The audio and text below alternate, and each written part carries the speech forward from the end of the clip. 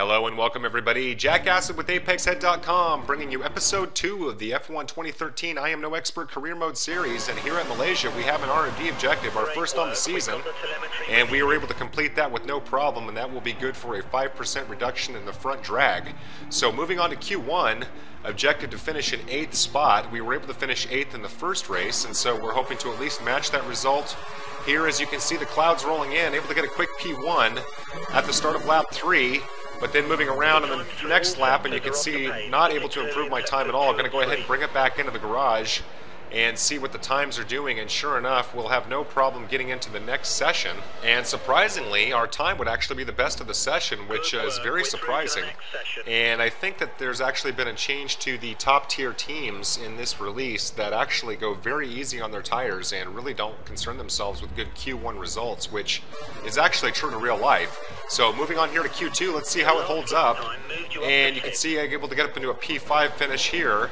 And tires are already pretty worn out, so going to let the session tick down, and sure enough, this is still good for a P5 finish. So again, a little surprised with the times here so far, but not going to complain. You can see that the rain has actually kicked in here at the end, so that probably helped my P5 finish. Still not convinced that I'm running that well. So let's see what happens here in Q3, and you can see now with the rain we have to actually go out on intermediate tires, and again I am running a dry setup. Not concerning myself too much with the setups just yet, and as you can see, Jensen Button getting tangled there, but fortunately able to avoid any penalty.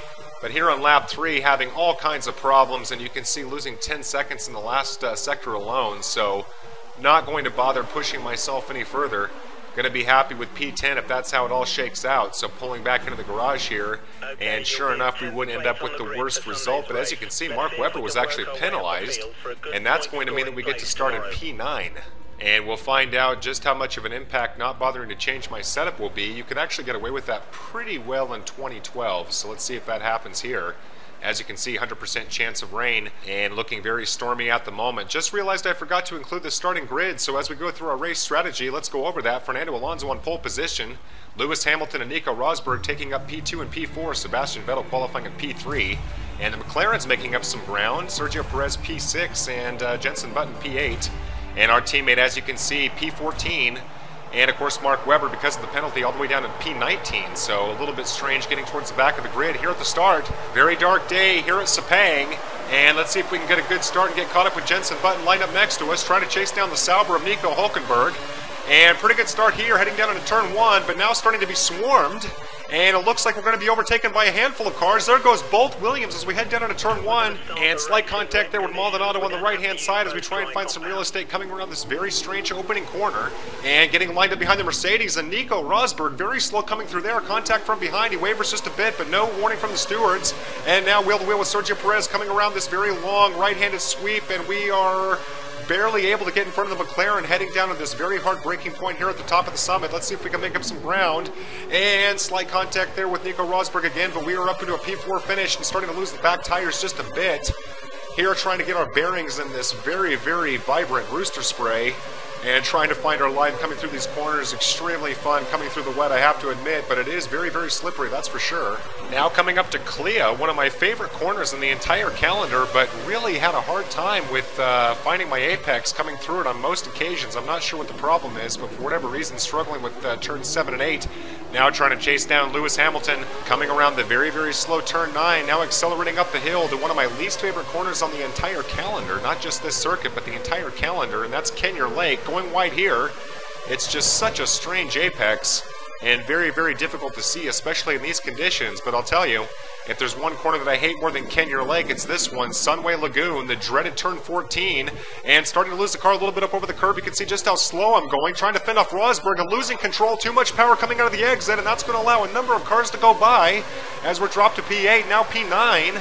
As Nico Hülkenberg and the Sauber is able to overtake us, so a major mistake on my part. Let's see if we can get the positions back coming down to this braking zone at the long back straight, and there's going to be contact here with Jensen Button, but fortunately do not make him spin out, and now being boxed in by both McLarens, and trying to get our grip as we come out of the exit. And now the McLarens have entered combat, Jensen Button and Sergio Perez going at it, and let's see if we can make up these positions as we come down into turn 1 here at the start of lap 2.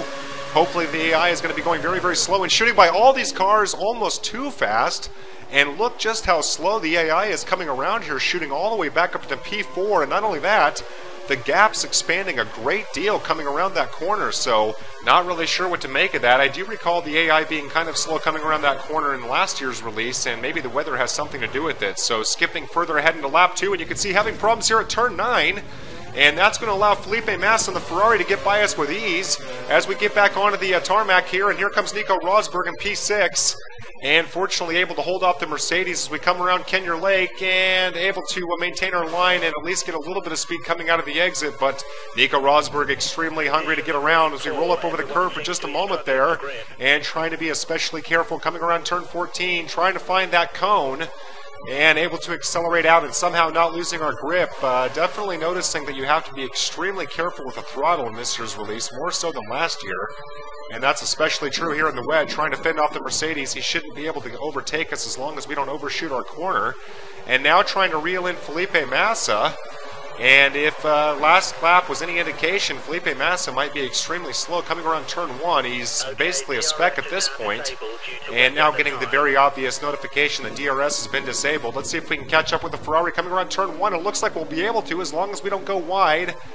And anytime I see the AI coming up on me that fast, I have to assume I'm going too fast. But in this case, pretty safe to get around these corners. So still riding P4 here on lap 3, coming around turn 9. And usually this is a good corner to indicate if my tires are starting to go. So far so good, but you can see that I am losing time. The rain here is absolutely awful. And once again, being very ginger, trying to come through turn 10 and starting to lose my speed. And now contact with Felipe Massa and the Ferrari. And almost wheel to wheel as we come around this fast left-handed corner. And you can see going wide there, and that's going to allow Massa to go by with ease. And here comes Sergio Perez as we come up through Sunway. And going a little bit wide, trying to chase down Massa, and that's going to give Sergio Perez plenty of opportunity to get around. Now wheel-to-wheel coming out of the exit, and Nico Rosberg as well, breathing down our back. As we come down the long back straight, he's going to be able to get around with no problem. Should have no problem getting these two positions back as we try and chase down Felipe Massa. And once again, find ourselves in a position to try and overtake the Ferrari once again at turn 1, and here at the start of lap 4. And let's see if that holds up. We are scheduled to pit despite the wet tires in lap 7, I believe. And now being told that Massa will be doing to pit as well pretty soon. So coming down here into turn 1, and yes, the AI extremely slow, almost too slow, coming into turn 1 yet again. And that's very, very surprising. I'm going to have to pay attention the next time I race here in the dry to see if the AI is typically that slow. But skipping ahead here to lap 4, and you can see setting a purple sector time, trying to come around turn 11. And here comes Felipe Massa in contact, and the Ferrari is spun out. No warning from the stewards. It's chalked up as a racing incident. Obviously, Felipe Massa had an inside line and went for it. And speaking of going for it, there goes Sergio Perez in the McLaren here, coming around the end of lap 6 and not leaving me much room on the right-hand side. He was trying to pinch me out. And despite going wide, we were able to get around the McLaren here at the start of lap 7, still maintaining a P4 position. And finally, we are scheduled to go in for our pit stop. You can see that my tires are extremely worn out. So skipping further ahead of the lap, and you can see more contact here with Sergio Perez, and he goes off track. And as I try and maintain my position, I lose my braking point completely coming around Sunway, and tires completely worn off, and that's going to be a drop of 4 positions. Now trying to keep Nico Hulkenberg in our rearview mirrors, and it looks like that's not going to be a problem, but a complete catastrophe coming around Sunway Lagoon. And let's see who goes into pit and find out how many positions that's actually going to cost us. Looks like Felipe Massa is going to stay out, and so we will be chasing the car ahead in for the pits and anxious to get on a new set of tires. But was definitely distracted by the Sergio Perez incident. So 2 cars have spun out as a result of trying to get by me. So the AI, more aggressive than I recall in the games past. Here as we come in for our pit stop, let's see what kind of times we can get from the team. Did notice that it was about a 3-second stop in the first race, and this is a 3.2, so the pit stop times have been reduced in 2013. And that's a welcome sight as we come out. It looks like we will rejoin in P11.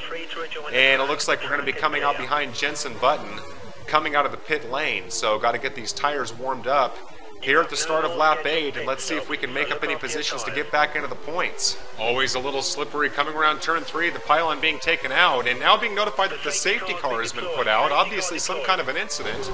So already F1 2013 seeing the safety car a lot sooner than last year's release.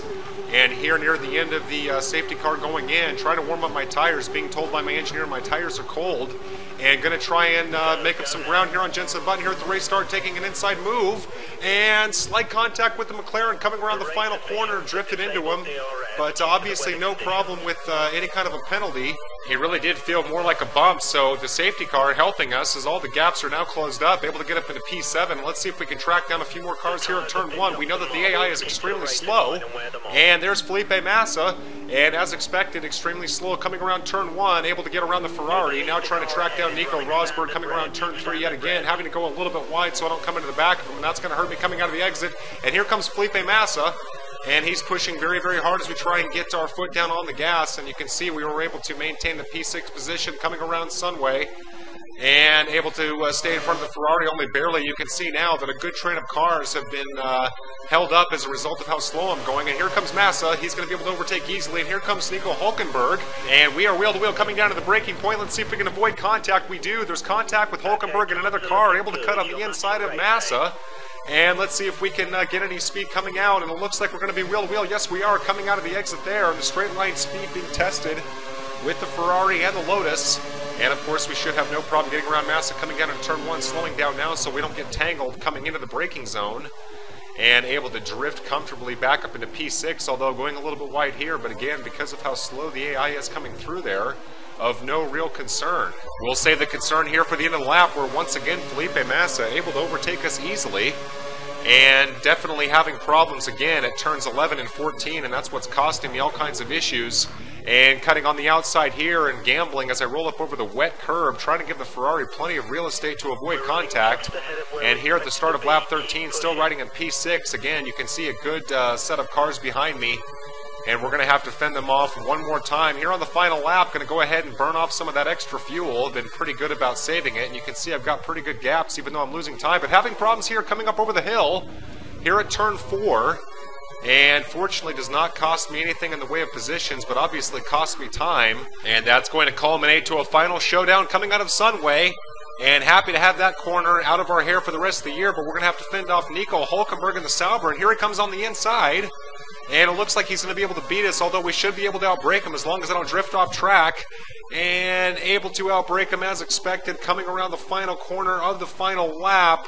And starting to lose the car a little bit coming out of the exit. And here comes Felipe Massa. And he is not going to have a chance to get ahead of us, and we're going to be able to finish at P6, which is a great result, especially under the circumstances. Have to think that the safety car must have helped.